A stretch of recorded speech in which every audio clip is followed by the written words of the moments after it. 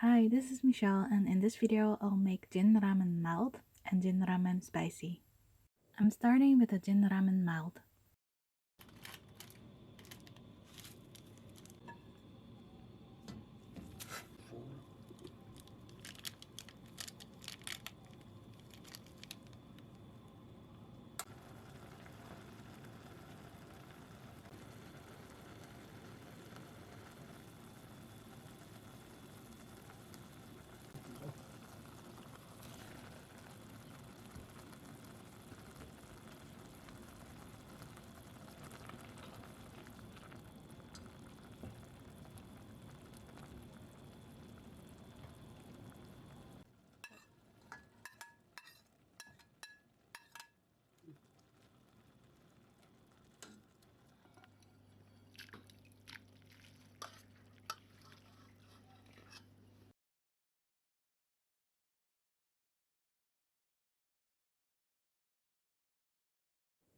Now I'll make the Jin Ramen spicy.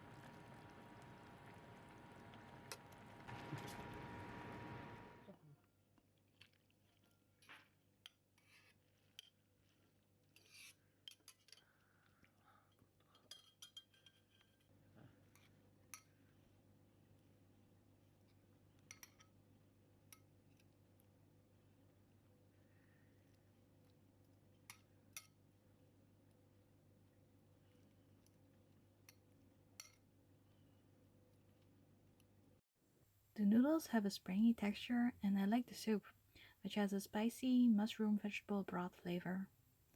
Normally, when I make spicy noodles, I add less of the soup powder. It makes the soup not too spicy for me, but also tastes less rich. So it's great that you can choose mild or spicy flavor with this brand.